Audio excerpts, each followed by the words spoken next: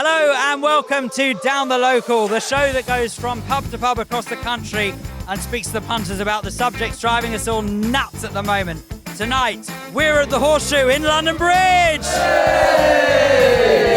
There's something about coming to a pub, getting it in a branded glass, sitting at mates, having a discussion. That is part of it, and I feel. And then also trying to make the bus at the end of the night. I think the problem more is people can't say something that they can then take back anymore. We're now at this point where the NHS, fundamentally, as much as we love it, and sometimes we can, it doesn't work. This is where I actually agree with Kemi Badenlock. You cannot force all of the blame on climate change on ordinary people trying to get around. Say please, say thank you, and mind those manners.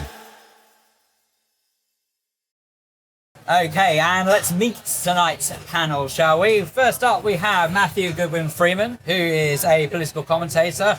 We have broadcaster and journalist Tom Clayton, and from the Heartland Institute for UK and Europe, Lois Perry. Okay, welcome one and all. Let's kick off. Hi. Great to be here. First up, we're obviously sort of celebrating British pubs in the middle of the summertime here. It's actually quite a nice warm evening this evening. Very warm, yes. Yeah. But how often do we hear the idea that somehow the weather is only nice because of global warming, because of climate change? So I want to know, how much do we reckon the nice weather is to do with climate change? How much is it to blame? I mean, it goes hand in hand now when you get your weather reports. You know, they give you the weather report and it's, you know, the weather brought to you by climate change, almost. You know, that's what it should become. I mean, look, from my point of view, people complain when it's too cold, they complain when it's too hot. I think we should all just enjoy the fact that it's actually quite nice right now. We've got an excuse to get out and meet and socialise. A couple of years ago, we couldn't do any of this. So get out in the pubs and drink plenty more beers. That's what I'm doing. Someone made a really good point the other day that they say, oh, we're into our fourth heat wave of the summer. This is unprecedented. No, it's not. No, it's called it really isn't. summer. It's summer. Yeah. We're used to going out and being warm. It's when I was growing up, it was just called summertime. Absolutely. That's how it was. I remember they tried to sort of fly around the idea of the ozone layer. I mean, there's one for the kids. The ozone layer. Oh yeah, the aerosols. Yeah, and then what else was there? They used to sort of talk about global warming. Now we call it climate change. No, we're not going into Well, I it. think isn't it that the Arctic ice caps have been disappearing for like the last 40 years? They've been said to be disappearing. It's ridiculous. Yeah, well, and now it's been proven that in certain parts of the world the ice is actually growing. Yeah. So yeah, well, it's interesting you talk about climate change because I've been banging on about it for years, and I started talking about it when it was really unfashionable to talk about it, and I was, called a denier and all sorts of things like that. Oh, yeah. But yeah, I mean, look. Not the first time, I shouldn't wonder. Well, quite, yeah. but in terms of heat, I mean, when you've had hippopotamuses swimming in the Thames because it's been so hot previously, you've had grapes being grown in Roman Britain, in Manchester, Oh, right. because it was so hot. And you had the medieval heat wave, which had unprecedented growth and all of that. It's just nonsense. It's actually cooler now than it's been for a long time. Rachel from accounts is trying desperately to grow the economy. Maybe there's a way. Let's start growing grapes in Manchester. Let's get the country booming. We could be the new wine Riviera. You know what? Or Don't Cicerone. underestimate. The British wine industry is booming and it's blooming brilliant. Seriously. It is, yeah. Speaking of which, Let's get some drought. Yeah. Yeah. is climate change to blame for warm weather? What would you say?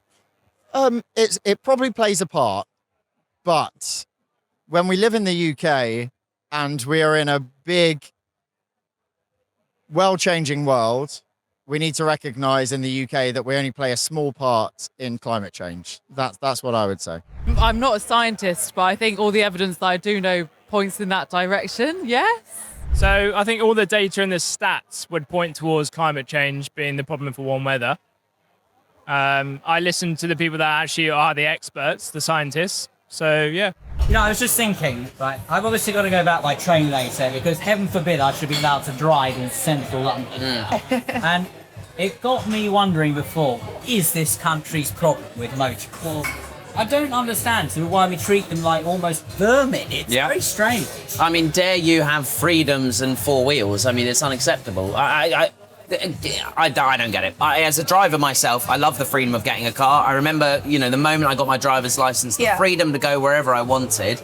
and all drivers seem to get slapped with is more taxes, more charges. I mean, in London, the ULEZ expanded 3 times, congestion charge, nowhere to park other than £15 an hour. Well, you know, it's ridiculous. No, So it's ridiculous. But I think just to say, I don't think it's the country's problem with drivers. This country is a nation of drivers. We love driving. It's the government, and especially this extreme left-wing, mad, globalist, communist Labour government that hates anything to do with freedom. bingo. There's my bingo cards. At the same time, if in my memory serves right, it was Boris Johnson, a Conservative mayor of London, who retired, who introduced the idea of ULEZ. So In inner London, Right, not to yeah. outer London, where we're pretty much the countryside. But just think as well, the whole Boris bikes, he introduced the idea of people having communally available bikes. Yeah. But there's another strand to it as well, in that the second-hand car market in the UK for years has been fantastic. People Yeah. who are petrol heads, who love classic cars, love working on engines and everything as they should be. And now we're kind of being forced into electric cars. No one into wants them. No one wants them. And No. they're surprised how much they seriously. It's not about how much they cost. They don't work. In a second-hand electric car, the battery, needs to be replaced. So you might as well But don't buy a worry, car. but don't worry, the government's going to give you a small amount of money off, and you can still pay the rest. Just to And do you know where that money comes from? And do you know where that money comes from? Our taxes. No, that's right. But just to say, the Conservative Party, especially under Boris Johnson, unfortunately, I don't see as any different. I see it as a uni party now. I really do. So they're all net zero fanatics. I mean, the only thing that I'd come back against that and say is, when we talk about ULEZ, for example, yes, Boris brought it in central London, where it did have a dramatic impact on air pollution. But it's been Labour and Sadiq Khan who's expanded it to the North and South Circular and then to outer London. And the only party that stood up against it every step of the way is the Conservatives. So, you know. The most dramatic impact on the air in central London. I'm sorry, I know that obviously there are people outside of London watching this, but it's important to know this. Yeah. It was the removal of 4-star petrol. I think we could all agree with that. Yeah. That was quite toxic, not a good thing. It was a good job it done. Yep. It was also the case that obviously as years progressed and people moved over to more conventional ways of heating and old fires and stuff like that, and not to mention as people slowly but surely got rid of their horse and cart, and the animals were defecating all over the place. That's mainly what Well, yeah, I don't know, the reports are shortage nowadays. do with paying the magic 12. Don't forget the deputy mayor of London believed that the magic line where you paid £12.50. You know, half of her constituents had toxic air and half of her constituents had clean air. It's an absolute scandal. It's the ones who can't afford to get. Yeah, But it's It's so a clearly waste just a of- blatant. It's such a blatant cash grab nowadays. it is. It's they put speed cameras in places, like put these ULEZ cameras all over, and it's just affecting normal people. The people they should be targeting. The people who ultimately society can put more in. I have Yeah. constituents. I have constituents in my ward who have said to me, "I've sold the car. I now can't see my grandkids. I can't see my family. I can't take the kid to the school run." Things, genuine constituents who aren't necessarily registered disabled, because the argument will be, oh no, disabled people accept. But how many people have mobility issues but aren't over the line And to be the second you disabled? say anything against it, you're claimed as a climate denier, far right. You've blamed all of these labels. The above, but you lose if you want to. This lady's not for turning. Let's see whether or not there are some other people turning. Do you believe drivers in the UK are under attack? No, I don't use the car enough to be very attached to it. So I think we're all right. I think pedestrians and cyclists are more under attack than car users. Well, I think the EV mandate is absolute nonsense. I think that there are certain ways to deal with climate change, but this is where I actually agree with Kemi Badenoch. You cannot force all of the blame on climate change on ordinary people trying to get around. So in London, for example, you have people being charged to go through Blackwall Tunnel. You have the congestion charge. You have all of the other charges. But actually, you need to look at the root causes. You need to look at big business. You need to look at the big oil companies and so on. Well, as I don't drive and don't have a car, I don't know. Excellent. Keep going. Right. There. Are you satisfied? Yep, you've sort of split the G after 20 minutes. Look at that. Look at that. No, come on. Come on, look at that. Is that... I'm not sure. I think VAR might throw you out. I've split my gin and tonic. I don't know if that No, counts. just forget the tonic and just have the gin. I tell you what, we are in danger of if we're not careful. Is forgetting the pub. Because we're sort of rapidly seeing the decline of the pub like there's no tomorrow. It's terrible. And I don't know what the rate. I think it's at one stage, if it's not more, it was like certainly at least one pub in the UK shuts every day or something. Something crazy like that. It's It's awful. terrifying because Where has it gone wrong? But it's part I of love our. It's part of our culture. It is. I think it's because there's so many regulations and rules everyone has to follow. National insurance hike. Yeah, it's all.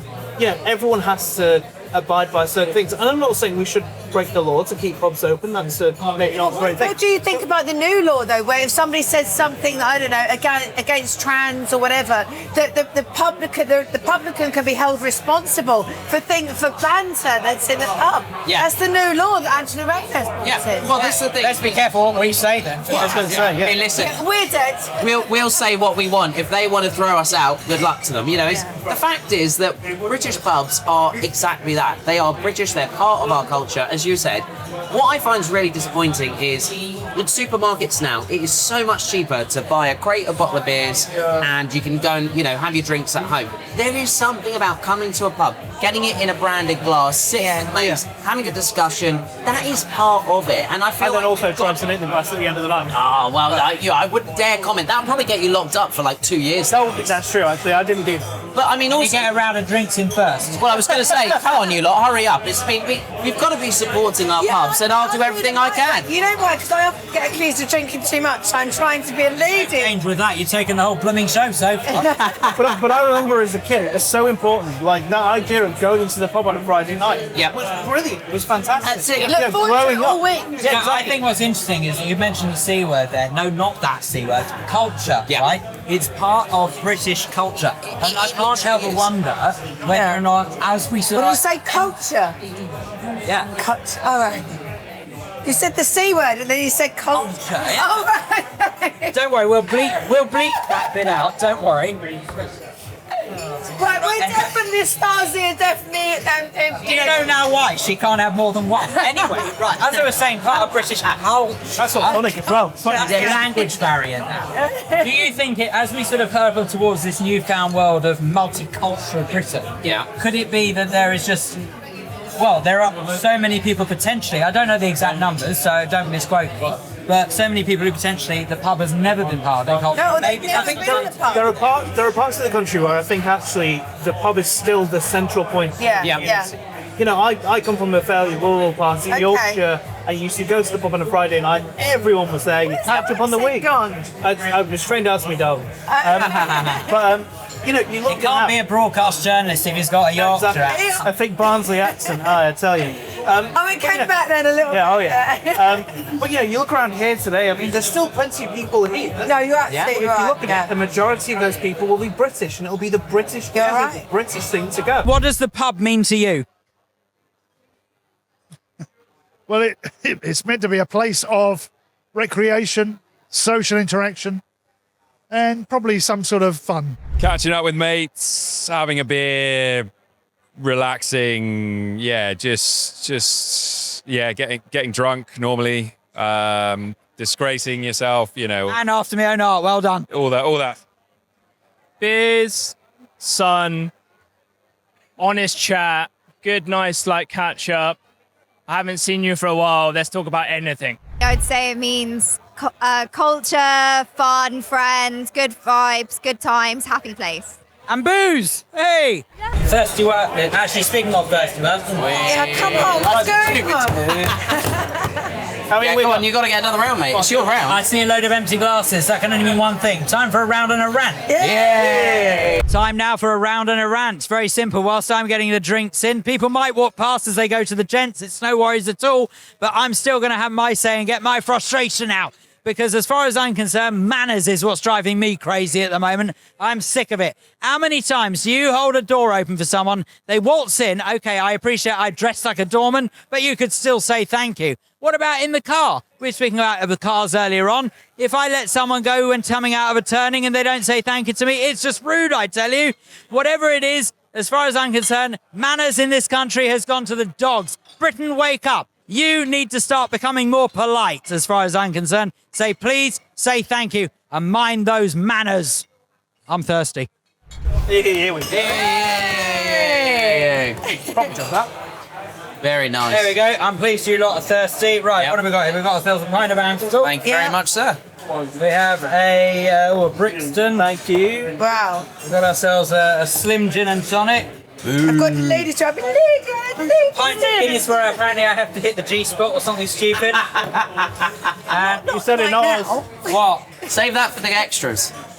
And producer Chris wanted a double spice rum and coke, so there's something else. There you go, Squire. Well done, Squire. Oh. And we should also have a moment of appreciation for Chris because he does quite a lot for this show. Hey. Oh, dear. Très bien. Right. Hey. Cheers, everyone. Oh, no, that's a dad joke. But Cheers, everyone. Cheers. It's a free speech. It's a free speech. L'chaim. Here you go. Spill up, bloody And to that. There you go. Do you know, I've got to be careful if I knock too many of those things back. What happens? Well, I'm a bit worried. I might not be able to get myself a doctor's appointment. Hang on, Is this the segue? Tommy Cooper joke. Very smooth. This is a very smooth segue. No, this is the Tommy Cooper. You're ruining me moments. I planned that. Well, get on with it then. Go on. Loud. Tell us. I'm having to wait God, longer yeah, for a but nice and a doctor's bit. You appointment. lot are half rowdy. Anyway. So yes, so what I was saying, right, we'll tell you what, we're going to carry on, we'll leave that in the edit, because what I was going to say was, right, Yeah. which I thought rather brilliantly, Yeah. was about getting doctor's appointments. And the way that, the truth be told, I find it now more difficult than ever, and I don't think it's just my imagination, but I want to know, Yeah. perspective of the NHS, which everyone seems to say is falling apart, Yeah. why is it successive governments can't get a grip on There's our too health many people. service? Because they keep throwing money at it and thinking throwing more money at the problem is going to solve it. That's the issue. No, there's too many people. Was it something like an extra 15 million in the last 15 years or something ridiculous? Yeah, but yeah. And no additional resources, not really, not in terms No. of... Well, this is where they've had the additional resources, and it's gone to be spent on pens and biros and big folders and things like this. I'm sorry, but the NHS. Hang on a minute, what? The NHS spends. What are you talking about? Listen, I've had a couple of pints, right? The NHS spends £1 million. The NHS spends £1 million every 4 minutes. Yeah. Every 4 minutes. You tell me that that's value for money. I'm sorry, but the NHS does not need Give a me 10 single minutes, pound. I'll show you what to do with that million Right? quid. The NHS does not need a You're single going to say what pound you're more. going to do with that pen. I think the problem is It needs efficiency. I'm sorry, it needs efficiency. There's nothing to do with efficiency. There's too many people. Where I live. There we go, firstly. Where I live in Southend, right? They've got this asylum seeker hotel. No one knew where it was. The local cab driver said there's a contract with the council. They pick them. They don't like taking the jobs because they pick the people up from the hotel and take them. They take them as chauffeur them to doctor's appointments, chauffeur them to the hospital, Yep. chauffeur them to dentist appointments. Hang on. But you know what? I think No. this is the thing I was going to say. I think it's not just something that's a new problem as well. People say, "Oh, it happened with the Tories. It happened." Yeah. No, this has been a problem that's been going back since the 90s. Okay. There has been loads of money that has been spent poorly on things that we No, I don't do need. agree with- And I think you are right in a sense. There are too many people now. Yeah. But back then, it was just mismanagement, and then now everything's Yeah. kind of come together. And Okay, we're yeah. now at this point where the NHS, fundamentally, as much as we love it, and sometimes we can, it doesn't work. Do we love it though?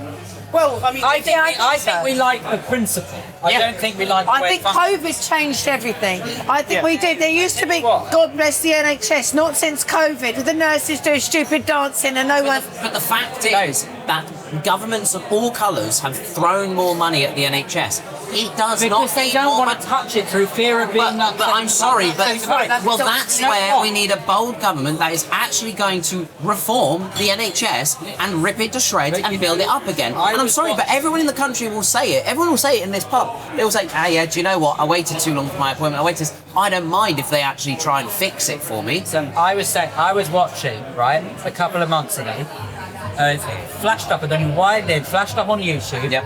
I know other streaming services are available. This amazing documentary series from the BBC, and I don't say that very often. For years and Amazing at BBC. no, from years and years ago. It was called Children's Hospital. Oh, it was narrated good. by Andrew Sachs. No, it was good. That's how long ago. Oh, I love Wow, Andrew Sachs. absolutely fantastic. The late right? Andrew Sachs. Yeah, the late great Andrew Sachs. And it used to look around Birmingham Children's Hospital, Alder Hay Hospital, and also Great Ormond Street. yes, it was Great Ormond Street, right? So those are the hospitals they used to focus on each series. And if you look at the way the NHS, and all of them are NHS hospitals, you look at the way they were in those days, it was totally different. I mean, as in, like, literally, you can see that there aren't people clamouring for beds. There are people who are getting service, they're treated with respect. Well, there was less people. Exactly.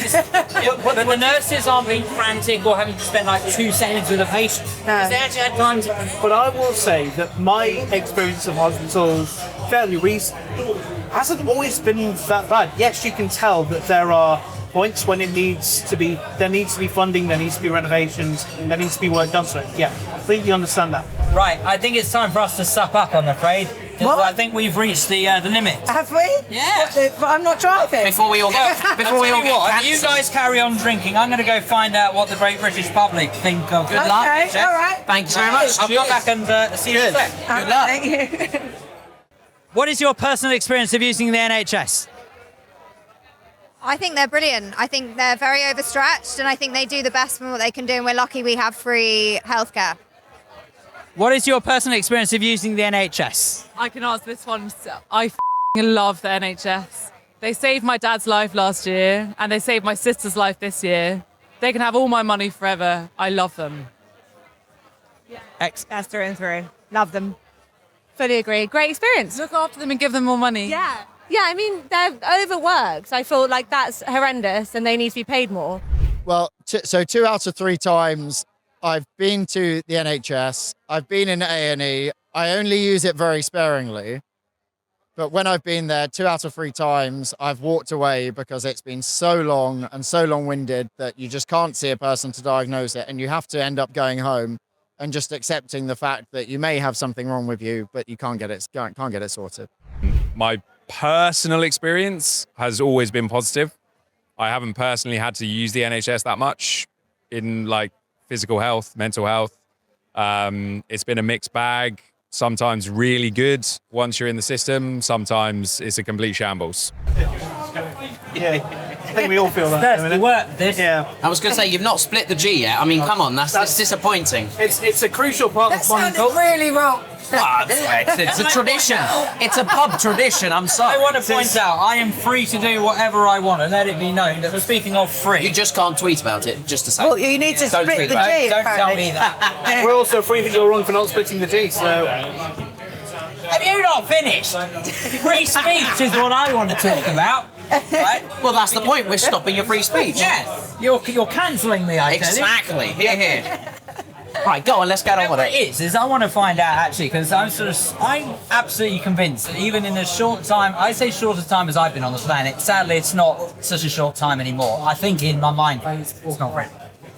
I can tell the way that free speech has just gone sort of almost like on a bit of a roller coaster, in the sense that growing up sort of late 80s, early 90s, I distinctly remember people having no sense of political correctness at all. It was literally, almost like... Zero! Like, literally. It was just almost sort of starting to creep into the old zeitgeist. Yeah. Then you had sort of, as you got into late 90s, early noughties, people were talking about political correctness. Then you started sort of talking about people's feelings and stuff like that. Oh yeah, all those American shows started all of that, didn't they? People opening up, talking about their stuff. Yeah. Well, so here's the thing. How would we say that free speech has changed over the years? Now, I'm hearing people say stuff again. It's almost like it's going back down a hill. Yeah. People are starting to say stuff now because they're getting really hacked off, let's be honest. Yeah. I think it's We're very... being told all the time, you can't say that. It's very hypocritical because so there's an example that I use with JD Vance, and he has been visiting the United Kingdom and doing what he does, but he's been critical of Him, of course, being the Vice President of the US. yes, of course, and he has come over here and he's told us that we don't have any free speech in this country. He then went around parts of where he's going around, and he went into people's homes, and his Secret Service people were telling people, oh yeah, we need your social media stuff just in case you criticise it. Oh, And that that's a feels little so- bit. I know what you're saying, but that does seem a little bit unfair. Critical. It feels unfair on those people who've been told they have to hand over their social media. Okay, look, and ordinarily I would agree with you 100%, but when you've got someone who is literally putting themselves on the line, advocating free speech, you have to cut them a little bit of slack. But then if he's advocating free speech and they're taking it away. I get it, I do get it, but JD Vance ultimately is a massive power for good, and if it ends up in 2029 or earlier, if my sources are correct, 2027.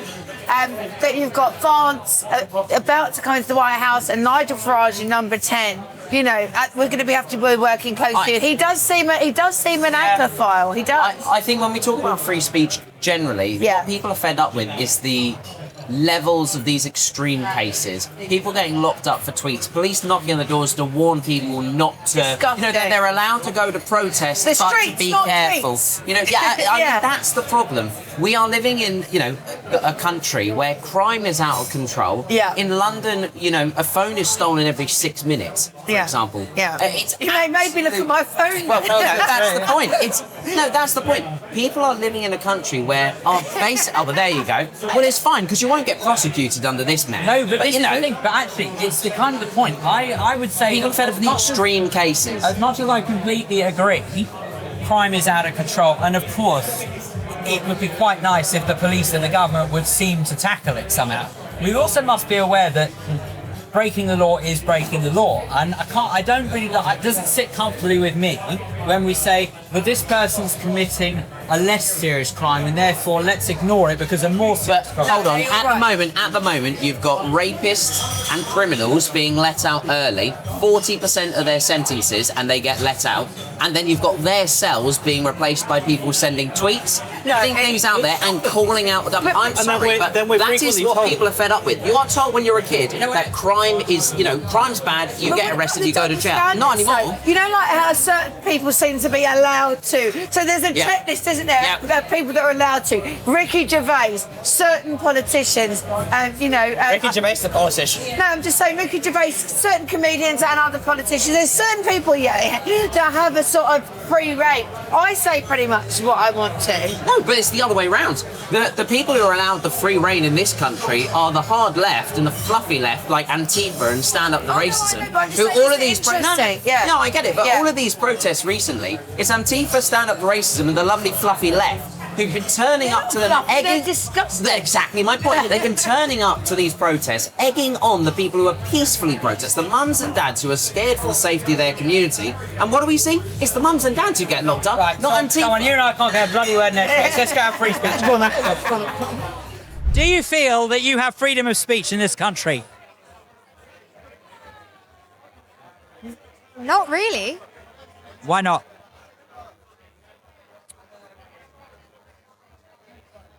Could be. So you don't even want to say it in case you get cancelled. Yeah, no. I don't think so. No, not as much as I would like to. I don't have much control or freedom. No. I mean, look at the government at the moment. Perfect. As a person, there's no choice, is there, with what's going on in the world at the moment? It's difficult. Do you feel you have freedom of speech? I don't know the answer. You defer. I think it's hard for anyone to answer this question at the moment. No worries. Next. Either side of the coin. But, okay. I suppose, but the fact that you find it difficult to answer probably means that you've probably got more freedom than you think. Because if you felt oppressed that you couldn't say something, I'm guessing you'd say, no, I can't say what I want to say. I think the problem more is people can't say something that they can then take back anymore. I think maybe it's media, maybe it's social media, but you can't have an opinion that you then change years later. You're stuck with an opinion forever. Yes, 100%. I mean, I do. I know where you're going with this question. I live in London. It's very liberal. People can say what they want. I've never been challenged in an aggressive way, in my opinion. I feel like I can say what I want. So I personally feel like I have freedom of speech, but I'm very, very, very concerned about the course of direction that we're going through at the moment, particularly when you see certain things in the news and you see post Southport riots, and you see the difference in sentencing and the difference in police action that goes with it, I don't think there's a single person in the UK that can't be concerned about that. Right, well, we're going to carry on regardless, because that's all we've got time for, I'm afraid, for Down the Local this time. All I will say is thank you very much indeed to our panellists. Thank you to Matthew Goodwin-Freeman, thank you to Tom Clayton, to Lois Perry, and of course to you for watching as well, and of course the Punters and the amazing staff here at the Horseshoe in London Bridge. Please remember, until next time, drink responsibly from me, Phil Day. Cheers! Cheers!